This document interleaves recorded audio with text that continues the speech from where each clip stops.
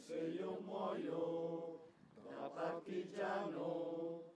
Oh bella ciao, bella ciao, bella ciao, ciao, ciao. Rizzieri Raveane, meglio noto come Nicolotto da Celarda, una figura che certo non tutti conoscono, ma che è cara all'Anpi, che ha voluto farsi carico del restauro della sua tomba nel piccolo cimitero, proprio di quella Celarda da cui era partito. Noi curiamo sempre ogni occasione possibile per anche dare gloria, se vogliamo, ai nostri morti che sono morti per la libertà, hanno combattuto, ci hanno dato la Costituzione, quindi per noi è una necessità, soprattutto per quelle persone che non hanno più i parenti, che non sono morti, quindi le loro tombe è giusto ripristinarle. Ma chi era Nicolotto? Un libro lo racconta e chi lo scrisse non poteva non essere presente alla cerimonia ricordandone la figura. Rizzieri Raveane, detto Nicolotto, nome di battaglia Nicolotto, è quello che possiamo considerare davvero il primo partigiano delle montagne bellunesi.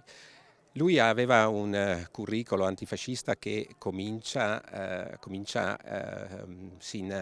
dalla Francia, quando parte da Celarda a 16 anni come emigrante, e dopo dalla Francia parte volontario in Spagna con le Brigate Internazionali, dove appunto diventa addirittura capitano delle Brigate Internazionali, una persona estremamente umile, falegname, terza elementare, che partiva appunto qui da Cellarda. Quando poi è iniziata la resistenza, qui in provincia di Belluno, lui è stato tra i primissimi, il primo che salì appunto alla caserra Spasima, sopra Lentiai, per organizzare la resistenza, il primo gruppo armato della resistenza. Lui è stato il primo comandante della resistenza bellunese. Il rischio, oggi rappresentato da alcuni presenti, è che la tomba non sia perenne e che Nicolotto rischi di essere esumato e cancellato.